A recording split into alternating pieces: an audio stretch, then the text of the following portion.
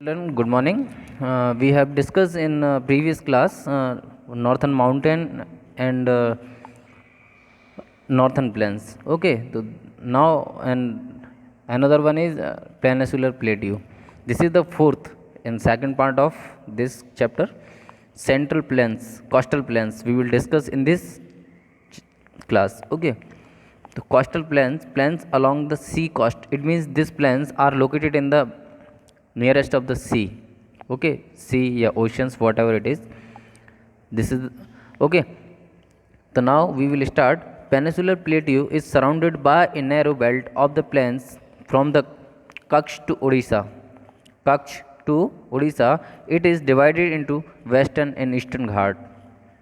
Sorry, western and eastern coastal plains. It means we have to divide it into two parts, western and eastern, because of we can easily study of the coastal plains, isn't it? Basically this is the broad, it is a very broad. This this is west sides, we can say the Kutch, and east side it is up to the Orissa. ये कक्ष to Orissa तक मतलब we can say the फैला हुआ है, एक belt है ये पूरा. ओके, तो we can easily study about the coastal plains. We have to divide it into two parts. To classified of the coastal plains to two parts. First one is eastern coastal plain. Second one is western coastal plain. Okay, so we can easily for us. The western coastal plains extend from Gujarat to Kerala. It is, we will discuss about the west coastal plains. Okay, so this coastal plains is extend from the Gujarat to Kerala. You will be go to the downside of the India when you will be suppose that in a Gujarat, the Gujarat from to go to the Kerala. Okay, so which states are coming? First one is Maharashtra, second one is Karnataka, and then Goa. These are the three states. After that, Kerala states will comes. Okay, next, except in Gujarat, the plains is mostly narrow. It is a very much undulating and the known as Malabar coast to the such as south of Goa. Okay, तो अगर हम गुजरात को छोड़ दें, या it means we can take the some time, we will leave the Gujarat. After that, the area of the Maharashtra, yeah, south Goa, up to the south Goa, the area will we have to say the we generally saying coast, Malabar coast. Okay, Malabar coast. The west coast rivers have developed creeks at their interiors. यहाँ से ही generally जो waste reverse हैं वो flow होती हैं. It means origin होता है इसका या निकलती हैं. Most of these creeks are submerged valley under the rivers water. There are form due to the emergence of the sea shore. Okay, it's provides for ever conditions for the fisheries. It means जो rivers है mostly जो valley के through flow होती हैं, जो कि western coastal plain से मतलब निकल के जाती हैं, इनका जिनका ओरिजिन वहाँ से होता है, उनमें जनरली ये जो रिवर्स हैं वो वैली से फ्लो होती हैं. Okay, there are many natural ports on the western coastal plain. Some of the existing of natural sea ports जिसको बोला जाता है, जो by the naturally are maded. Okay, just suppose that some example I will given to you. Okay, which is includes Mumbai and Marmagaon. These are the two very these are the two names of seaports. Is a very important seaports of India. It is a natural seaports. Mumbai, it is a very big seaports of India. Okay, and Marmagaon, it is this Marmagaon, it is a name of the seaports in located in Goa. Okay, backwaters have developed along the southern coast of Kerala, and these are known as the Kayal in local language. जो वहाँ पे वो area जो develop है, यानी back waters जो है area Kerala के अंदर, उसको हम लोग जनरली क्या बोलते हैं, कयाल बोला जाता है, जो कि लोकल लैंग्वेज है वहाँ की केरला की. Okay, east coast plains is much broad than the western coastal plains. जो ईस्टर्न कोस्टल प्लेन है वो बोल सकते हैं कि वेस्टर्न कोस्टल प्लेन से ब्रॉड है, चौड़ा है वो. Okay, but western coastal plains are narrow greater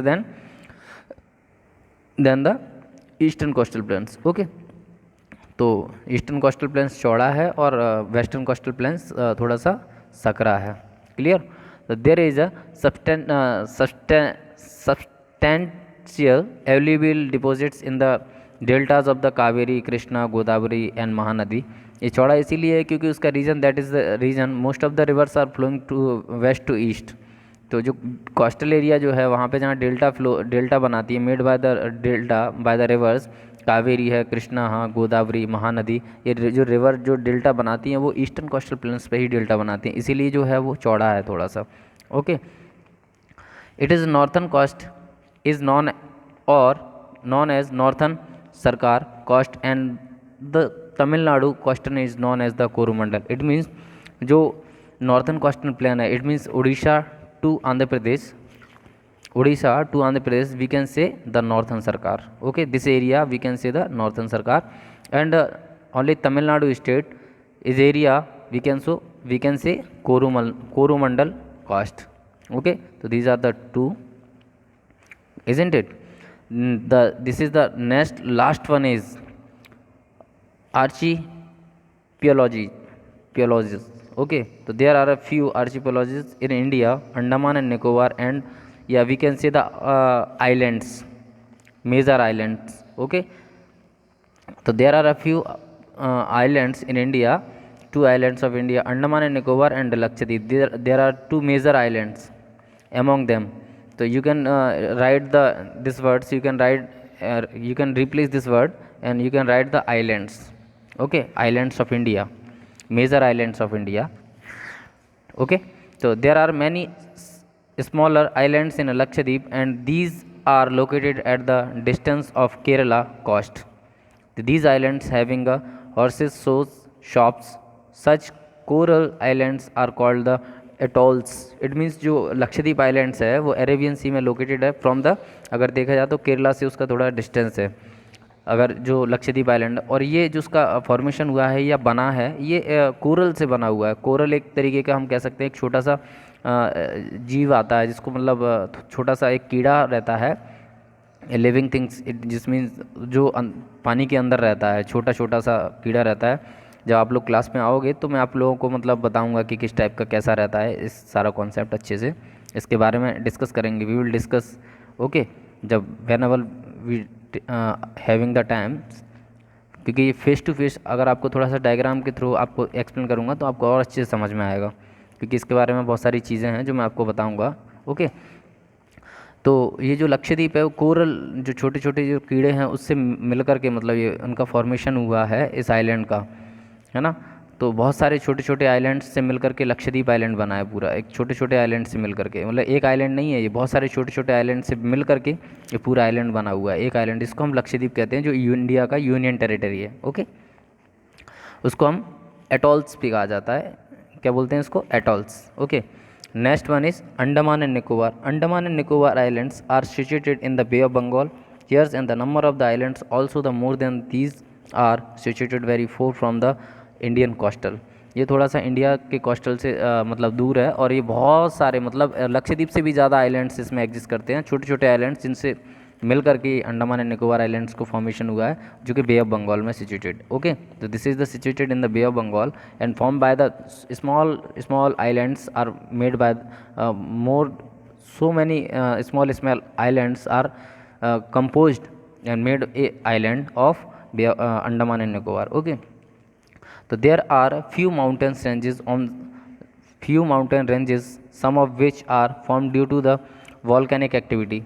These islands are spread over 350 kilometre and strategic important. It means इस पर छोटी छोटी रेंजेस भी देखने को मिलती हैं जहाँ पे वॉल्केनो भी होता है। इसमें दो मतलब ऐसे ये आइलैंड्स हैं जहाँ पे मतलब वॉल्केनो आता है। इंडिया में कहीं पर भी वॉल्केनो नहीं आता, ये सिर्फ दो जगह ऐसी हैं जहाँ पे इंडिया में वॉल्केनो आता है जो कि अंडमान निकोबार पे हैं, और अंडमान निकोबार बहुत सारे आइलैंड से मिलकर बना है। तो एक छोटा सा आइलैंड है, इसको बैरन आइलैंड कहा जाता है। क्या बोलते हैं उसको, बैरन आइलैंड। वहाँ पे वॉल्केनो मतलब वॉल्केनो आता है, यानी कि ज्वालामुखी निकलता है वहाँ से, जो अंदर से लावा है ना, ज्वालामुखी फटता है। जो एक आइलैंड है बैरन आइलैंड, जो अंडमान निकोबार का एक आइलैंड है छोटा सा, क्योंकि अंडमान निकोबार बहुत सारे आइलैंड से मिलकर बना है।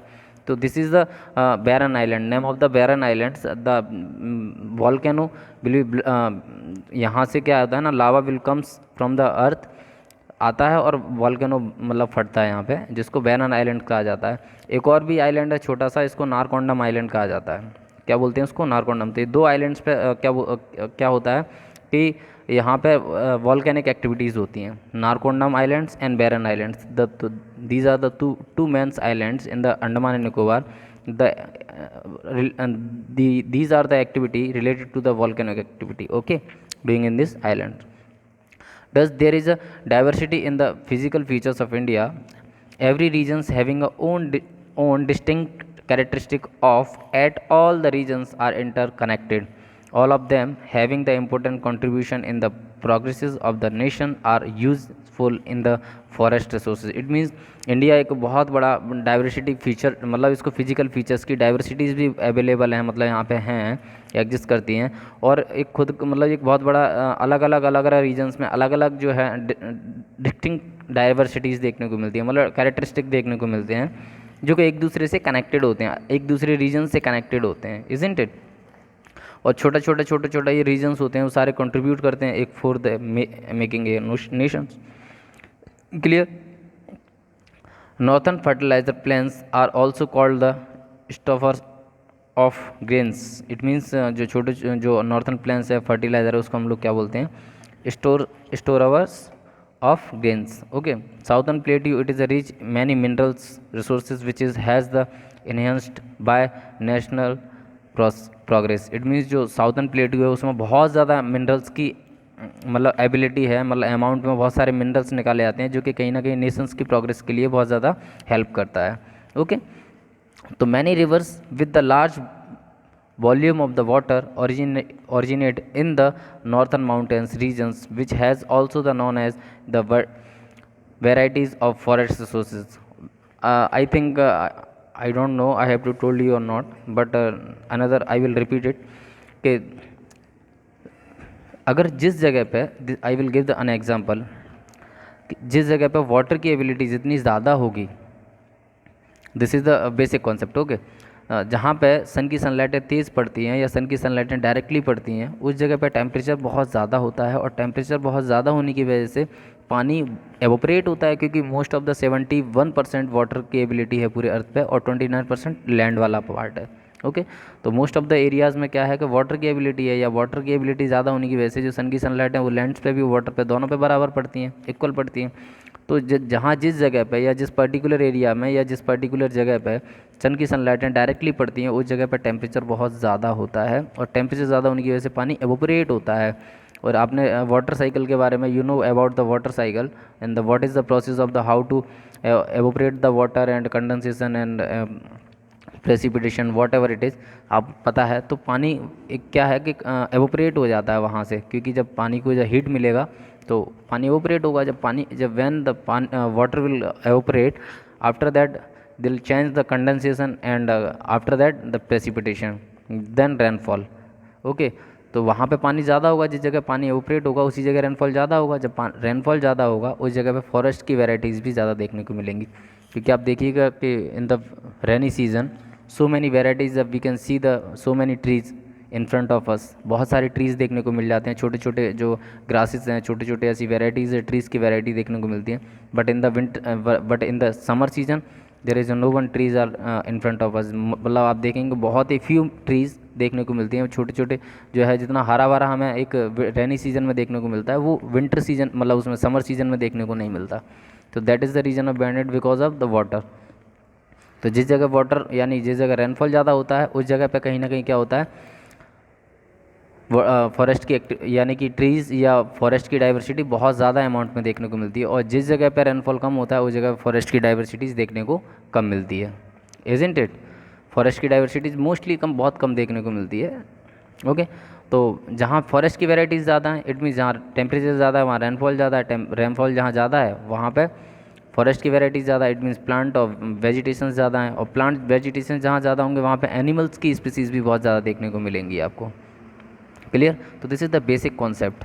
तो दैट्स वाई द वाटर जो एरिया है जहाँ पे वाटर की एबिलिटी ज़्यादा है, इंडिया में बहुत सारी रिवर्स हैं, जो एक वॉल्यूम है वाटर का वो बहुत ज़्यादा अमाउंट में है, और ज़्यादा अमाउंट में होने की वजह से वहाँ पे क्या वाटर फ्लो होता है इंडिया में, क्योंकि देखो ये वाटर बॉडीज़ की अगर बात करें या रिवर्स की फ़्लो की बात करें इंडिया में, तो आपको Godavari, Krishna, Ganga, Yamuna, Chambal, Indus, Brahmaputra, okay, Mahanadi, these are the name of the rivers are flowing in the India. Okay, तो इन जगहों पे वैरायटीज़ भी फॉरेस्ट की इंडिया में देखने को बहुत ज़्यादा मिलती हैं। तो this is the saying that type of this. Okay, तो ये यही बताने की कोशिश कर रहे हैं। Clear? Now let me know about it. Rocks, a composed matter made up of one or more minerals is called the rocks. मतलब how to formed, yeah, we can see the this is the definition of rocks. The composed of matters, the composed of matter मतलब बहुत सारे matters मिलके क्या बनाते हैं, एक बहुत सारे मिनरल्स, एक मिनरल या दो मिनरल मिल करके, मतलब कंपोज्ड ऑफ मैटर्स, मैटर्स मतलब मिनरल्स की बात कर रहे हैं। तो अब मेड अप ऑफ वन और टू मोर मिनरल्स, मतलब एक मिनरल या एक से अधिक मिनरल्स मिल करके रॉक्स का फॉर्मेशन करता है, इजंट इट? तो rocks can be hard as well as soft. Rocks hard भी हो सकती हैं और सॉफ्ट भी हो सकती हैं। दे कैन बी porous और non porous and can be light और हैवी इन ए वेट, मतलब ये हैवी भी हो सकती हैं और लाइट भी हो सकती हैं। Okay, very types of rocks are form due to the different process. ये जो हैं आप देखेंगे कि टाइप्स ऑफ रॉक्स हैं जो कि डिफरेंट मतलब बेसिस पे टाइप्स जो हैं अपन ने डिफरेंट प्रोसेस के बेसिस पे उनको डिवाइड करके रखा है। Can be divided into 3 categories on the basis of their the formation. Okay, तो we can divide into 3 parts of the rocks on the basis of formation of rocks. Okay, the first one is igneous rocks. First one is igneous rocks. Second one is stratified rocks. Third one is metamorphic rocks. Okay, so now we will discuss about the igneous rocks. What is the igneous rocks? So igneous rocks, these are the part of igneous rock: intrusive, extrusive, okay, then plutonic, hypobasal, these are the part of igneous rocks. So I will told you what is the igneous rocks, what is the stratified rocks, third one is metamorphic rock. So these are the part, it is not a very important things, but we will discuss about the igneous and the stratified, and third one is metamorphic. Then another one is intrusive and extrusive. What is the intrusive and what is the extrusive? This is the main basic things. Okay, so first one is igneous rocks. So which rocks are igneous rocks? So when the lava will comes, and after the lava will comes on the surface of the earth, and they will we can say एक layer जम जाती है। जब लावा बाहर निकलता है तो क्या है, अर्थ के सरफेस पे लावा की एक लेयर जम जाती है, और धीरे धीरे वैन लावा विल्स कोल्ड, जब ठंडा हो जाता होगा लावा या हो जाता है, देन उसके बाद वो जो है वो जो रॉक्स बनती है वो इग्नियस रॉक्स कहलाती है। ओके, जब लावा बाहर आकर के जो रॉक्स बनता है उसको इग्नियस रॉक्स कहा जाता है। ओके, तो this is the 2 parts of intrusive and extrusive. What is the intrusive and extrusive? Intrusive वो होता है जब लावा, अगर मान लीजिए सपोज दैट जब अर्थ के अंदर से बहुत गहराई से लावा जब आता है, तो उस टाइम पे क्या है कि हो सकता है वो बिल्कुल सरफेस तक ना आए, वो अंदर ही कहीं ना कहीं रह जाता है, तो उससे जो रॉक्स बनती हैं अर्थ के अंदर ही, उसको कहा जाता है इंट्रूसिव रॉक्स। जो बाहर आ जाता है तो उसको एक्सट्रूसिव रॉक्स कहा जाता है, इजंट इट? स्ट्रेटिफाइड रॉक्स मतलब होता है जब जो इग्नियस रॉक्स जो हो गए, मतलब जो बन गया, जो ऊपर सरफेस पे जो एक परत जम गई या लेयर जम जाती है, उससे जो रॉक्स बनती है उसको इग्नियस रॉक्स कहा जाता है। और जब वो रेनफॉल या एयर्स के थ्रू या टेम्परेचर के थ्रू जब वो कई सेडिमेंट्स में टूट जाती है, टुकड़ों में टूट जाती है, उसको कहा जाता है stratified rocks. Okay, next one is metamorphic rocks. What is metamorphic rocks? Metamorphic rocks होता है जब या तो विंड्स या वाटर के थ्रू जब वो एक one place to another place जब चली जाती है या जाती है, जाने के बाद जब वो धरती के अंदर फिर से लेयर्स बाई लेयर जम जाती है वहाँ पे, उसको मेटामॉर्फिक रॉक्स कहा जाता है, इजंट इट? तो now we will discuss in details igneous rocks and stratified rocks and metamorphic. I have told you, थोड़ा ऊपर से मैंने आपको बता दिया एक जानने के लिए, समझने के लिए। Okay, the intense heat in the interior of the earth is responsible for the formation of these rocks. The interior of the earth remains very hot due to the this heats. जो अंदर से जो rocks होती है, interior part अंदर जो heat होती है जिसमें रॉक्स इट मीन्स जो पार्टिकल्स होते हैं, रॉक्स भी होती हैं छोटी छोटी, या पत्थर होते हैं, लावा होता है, लिक्विड पार्ट में होता है, जब वो बाहर निकलता है बहुत ठंडा नहीं कह सकते, बहुत ज़्यादा हॉट होता है, गर्म होता है, हीट ज़्यादा होती है। Okay, so that the matter so the matter here in A is in semi liquid states, मतलब ये लिक्विड भी होता है और थोड़ा सा सेमी लिक्विड भी होता है, which is called the magma, उसको हम मैग्मा कहा जाता है। Okay, eventually when this magma cool down rocks are formed, मतलब जब लावा या मैग्मा जब बाहर आता है और ठंडा हो जाता है, तब वो ठंडा होने के बाद, कूल डाउन होने के बाद एक रॉक्स का फॉर्मेशन होता है। Okay, these rocks are form due to the effect of the heats and hence these are called the igneous rocks, मतलब जब हीट की वजह से ये बहुत गर्म होती है, उसकी वजह से ये गर्म जो रॉक्स होती है वो ठंडी होने के बाद ये रॉक्स बन जाती है, उसको हम igneous, we can call the igneous rocks, isn't it?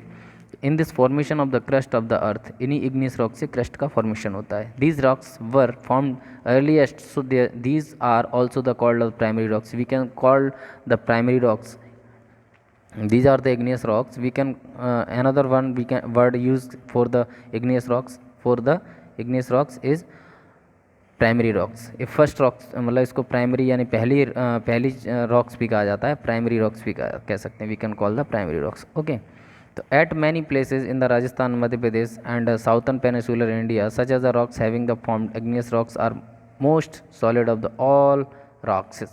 Okay, मतलब ये रॉक्स है, ये Rajasthan, Madhya Pradesh and south peninsula in areas में इग्नियस रॉक्स अवेलेबल है, मतलब इनका फॉर्मेशन होता है generally. Granite is a well known as example of the plutonic rocks.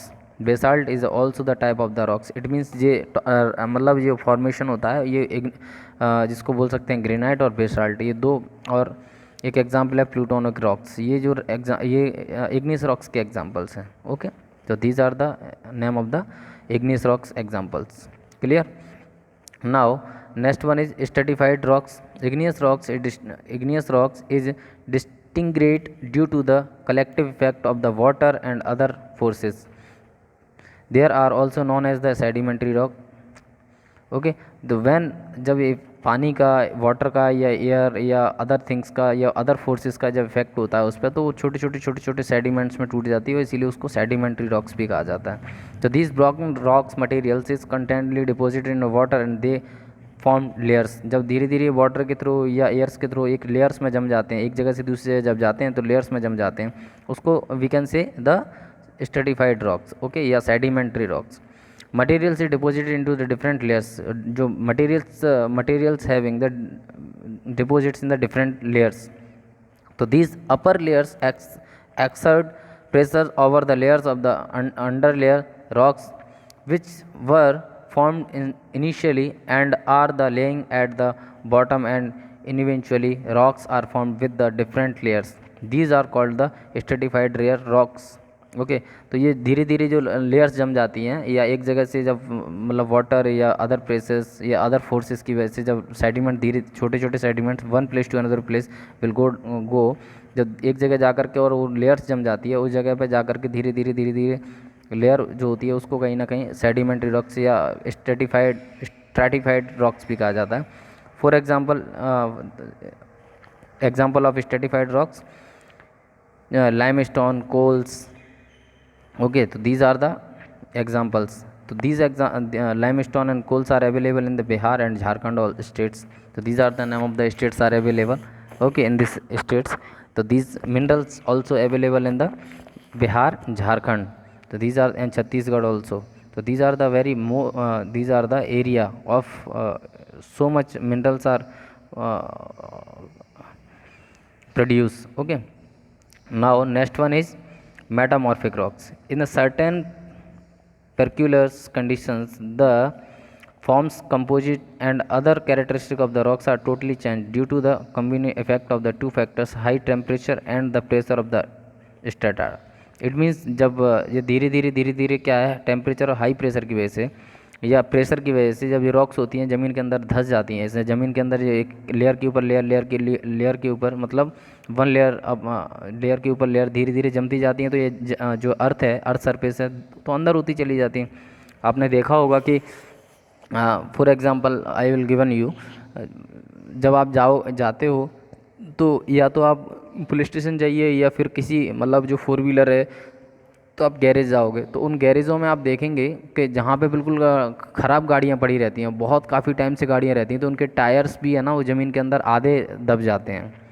होता है ना, क्योंकि वो क्या है ना कि उस पर लेयर्स पे लेयर्स जम जाती है। जैसे अपन लोग घर में भी गाड़ियाँ रखी रहती है तो काफ़ी टाइम बाद अगर हम गाड़ी को अगर यूज़ करें तो वहाँ पे बहुत सारे मतलब डस्ट जमी मिलती है हमें, किस पे, गाड़ी पे। तो काफ़ी ईयर्स बाद ऐसे ही ये रॉक्स भी हैं, इनका फॉर्मेशन जब होता है तो ये जो सेडिमेंट रॉक्स है उसके ऊपर लेयर पे लेयर जमती चली जाती हैं, और वो एक कंडीशन ऐसी आती है कि वो नीचे तक जम जाता है, यानी नीचे तक चली जाती है वो रॉक्स। और प्रेशर और टेम्परेचर की वजह से जो है उसका क्या है वो चेंजेस हो जाती है, मतलब सेडिमेंट में, मतलब उसमें चेंज हो जाती है, किसमें, मेटामॉर्फिक रॉक्स में। ओके, तो the igneous and sedimentary rocks are change into the totally new forms, मतलब ये जो इग्नियस रॉक्स सेडिमेंट्स में कन्वर्ट होती है पहले, फिर सेडिमेंट्स रॉक्स टोटली किसमें, न्यू फॉर्म्स में, एक न्यू फॉर्म्स मतलब एक न्यू चट्टान जिसको न्यू रॉक्स बोला जाता है, न्यू रॉक्स फॉर्मेशन होता है, जिसको मेटामॉर्फिक रॉक्स भी कहा जाता है। These newly formed rocks are known as the metamorphic rock, ये मेटामॉर्फिक रॉक्स कहलाती है। इसको मार्बल्स एंड क्वार्टाइज जिसको बोला जाता है, ये टू एग्जाम्पल्स, मार्बल्स एंड क्वार्टाइज, मतलब ये दो एग्जाम्पल्स हैं मेटामॉर्फिक रॉक्स के, जो कहाँ अवेलेबल हैं, राजस्थान में। ओके, तो these are the very best example of metamorphic rocks. Now we will discuss about the minerals, classification of minerals, and next one is soil, then formation of soil and soil in India, the which soil are available in India, what is the feature of soil. So we will discuss about the map of India of soil, and these things are remaining, then I will discuss in the next class. Okay, thank you so much.